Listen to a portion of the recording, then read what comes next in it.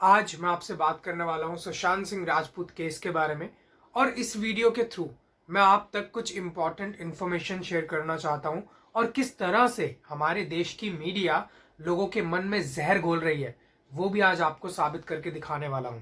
किस तरह से हमारे देश की मीडिया एक इंसान को गुनहगार साबित करती है without any trial, without evidence, on the basis of information received and believed to be true. सबसे पहले मैं आपको बताता हूं कि ये न्यूज इंडस्ट्रीज चलती कैसे है। अब चाहे वो प्रिंट मीडिया हो या वो इलेक्ट्रॉनिक मीडिया हो, ये एक हेडलाइन बनाते हैं जिसको कहते हैं कैची हेडलाइन। ये हेडलाइन कुछ इस तरह की होगी: सुशांत सिंह का मर्डर हो गया, कौन है कातिल, सीबीआई क्यों है चुप, सुशांत के कातिल पकड़े गए। ऑल्दो इन्हें पता है कि ये सुसाइड केस हो सकता है, लेकिन बावजूद इसके ये लोग इस तरह की हेडलाइन बनाते हैं जिसकी वजह से लोग पढ़ने को मजबूर हो जाते हैं इनका जो आर्टिकल होता है या जो न्यूज होती है।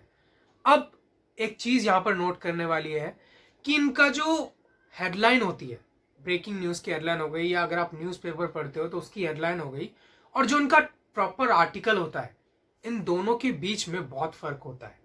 अगर आप आर्टिकल को पढ़ोगे, सिंगल आर्टिकल को, हेडलाइन को मत पढ़ना, तो उसका मीनिंग कुछ और होगा, लेकिन जब आप हेडलाइन पढ़ोगे तो उसका मीनिंग कुछ और होगा। आप समझ नहीं पा रहे होंगे, मैं दोबारा समझाने की कोशिश करता हूं। मीडिया हमें सिर्फ इंफॉर्मेशन प्रोवाइड करती है जो उनके आर्टिकल में होता है, लेकिन उस इंफॉर्मेशन तक पहुंचाने के लिए ये लोगों को कैची हेडलाइंस बनाते हैं। इस तरह की हेडलाइंस जिन्हें देखने पर लोग मजबूर हो जाए।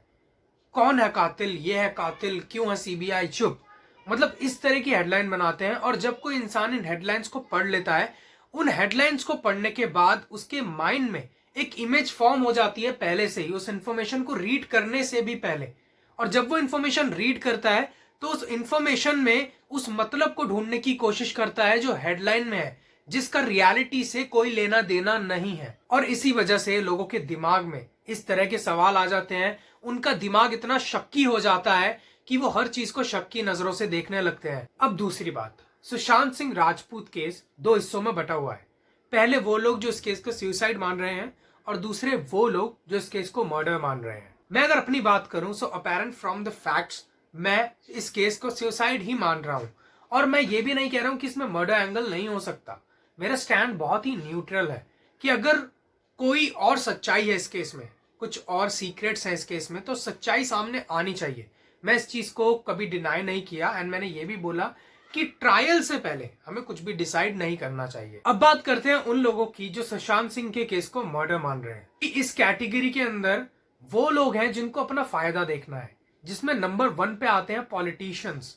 पॉलिटिशियंस ने सुशांत केस को लेकर इतना उछाला है और अपने फायदे के लिए, अपना वोट बैंक बढ़ाने के लिए सुशांत का नाम इस्तेमाल किया है और इस तरह के बैनर्स लगाए हैं जो अभी आपको स्क्रीन पर फ्लैश हो रहे होंगे। दूसरे वो लोग जिन्होंने अपना फायदा देखा है सुशांत सिंह केस में, जिन्होंने पैसा कमाने का जरिया ढूंढा है सुशांत के केस में, उन्होंने आत्मा से बात करने के दावे करे हैं। उन्होंने सुशांत सिंह की आत्मा को बुलाया है और आत्मा ने उनको जवाब दिया है, हाँ मैं सुशांत बोल रहा हूं। अगर आप उनके व्यूज देखोगे, आप जाके व्यूज देखो, उनके सब्सक्राइबर देखो, उन्होंने जान के ये वीडियो बनाई है। ऑल्दो ये उनकी नीश नहीं है। बीइंग अ लॉयर, मैं केसेस के बारे में बात कर रहा हूं, एक सेंस बनाता है। बॉलीवुड इंडस्ट्री के लोग अगर सुशांत के बारे में बात कर रहे हैं, एक सेंस बनाता है। म्यूजिक इंडस्ट्री के लोग अगर इसको ट्रिब्यूट दे रहे हैं सुशांत को, एक सेंस बनाता है। टेक्निकल लोग आके आत्मा से बातें करके दिखा रहे हैं, ये कोई सेंस नहीं बनाता है अगर आप देखोगे तो। पैसों के चक्कर में इन्होंने किया। अब तीसरे लोग वो लोग आते हैं जिन्होंने पैसे के लिए तो किया, लेकिन उन्होंने इतनी चालाकी से किया कि किसी को ये चीज पता ही नहीं लगी। अब मैं आपको बताता हूं वो कौन लोग हैं। फॉर एग्जाम्पल, आपको कोविड हो गया है, कोरोना हो गया है, और आपको कुछ सिम्टम्स है। अब आप उन सिम्टम्स के बारे में यूट्यूब पे सर्च करोगे या गूगल पे सर्च करोगे कि मुझे ये हो रहा है, मुझे ये हो रहा है, मुझे ये हो रहा है। अब जिस वीडियो में आपको इन सारे क्वेश्चंस के जवाब मिलेंगे, आपके सारे सिम्टम्स के, वो वीडियो आपके लिए बेस्ट है, ठीक है। उसमें आपको सारे जवाब मिले और वो वीडियो आप फुल देखोगे। इसी साइकोलॉजिकल फैक्ट का कुछ लोगों ने फायदा उठाया। अक्सर लोगों के मन में सवाल ये थे कि ये सुसाइड है या मर्डर है। बेसिक सा क्वेश्चन है। लोग सुनना चाह रहे थे, मेजॉरिटी लोग सुनना चाह रहे थे कि ये मर्डर है। तो वीडियो बनाने वाले लोगों ने क्या किया, उन क्वेश्चंस को लिखा और उसके ऊपर एक वीडियो बनाई। वीडियो खुलती है, क्या ये मर्डर है? हाँ ये मर्डर है। लोग जो देख रहे हैं उनको अच्छा लगता है, हाँ यार सही कह रहा है, मैं भी यही सोचता हूं ये मर्डर है। आगे चलते हैं वीडियो में आगे बोलता है मर्डरर कौन है, वो बोलता है रिया है। लोग बोलते हैं जो देख रहे हैं, हाँ यार सही बोल रहा है, मैं भी यही सोचता हूँ। वीडियो में आगे चलते हैं। वो कहता है कि मर्डर हुआ कैसे, रिया ने ज्यादा दवाइयां खिला दी। अब जो लोग इसको देख रहे हैं वो कह रहे हैं यार मैं भी यही सोचता हूँ, बहुत सही बोल रहा है। इस वजह से क्या हुआ, उनका वॉच टाइम इंक्रीज हुआ, वीडियो की रिटेंशन हाई हुई।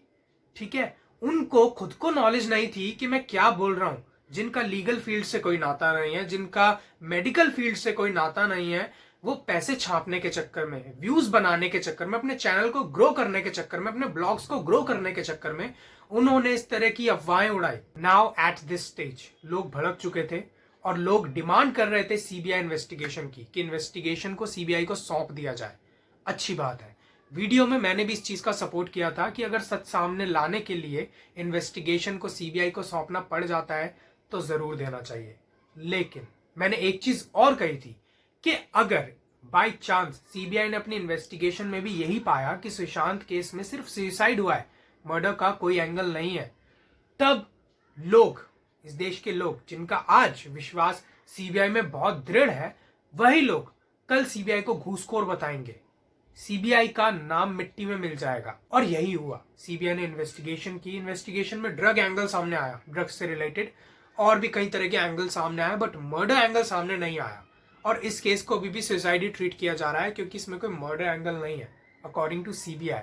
बट ऑल दो सीबीआई की इन्वेस्टिगेशन अभी चालू है। एंड रिसेंटली अभी 16 मिनट पहले जब मैं ब्राउज कर रहा था तो मेरे सामने एक जाने माने न्यूज चैनल का आर्टिकल आता है जिसमें लिखा हुआ था, उसकी हेडलाइन थी कि सीबीआई ने साधी हुई है चुप्पी और फैंस को है शंका।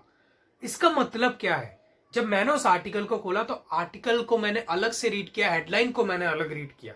हेडलाइन का मतलब कुछ और है, जब आप आर्टिकल पढ़ोगे तो उसके अंदर सिर्फ और सिर्फ इंफॉर्मेशन है और कुछ नहीं है। तो इस वीडियो के थ्रू मैं आपको सिर्फ एक मैसेज देना चाहता हूं कि जो इंफॉर्मेशन मीडिया आपको देती है वो सिर्फ और सिर्फ एक इंफॉर्मेशन है।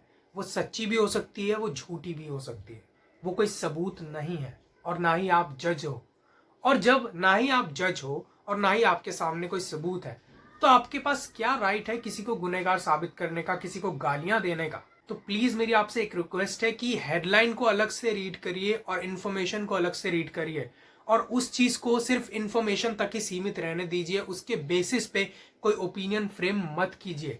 ये मेरी आप लोगों से हम्बल रिक्वेस्ट है। एट लास्ट सिर्फ इतना कहना चाहूंगा कि जो लोग किसी की मौत में अपना फायदा देखते हैं, वहां से पैसा बनाने की कोशिश करते हैं, ऐसे लोगों से दूर रहें। एंड न्यूज में आप जो भी देखते हो या जो भी रीड करते हो, आप उसको एज एन इंफॉर्मेशन ट्रीट करें। आप उसको सबूत की तरह ना देखें और किसी को भी अपराधी घोषित ना करें, बिकॉज न्यूज में दी गई इंफॉर्मेशन अधूरी भी हो सकती है और गलत भी हो सकती है। That's all.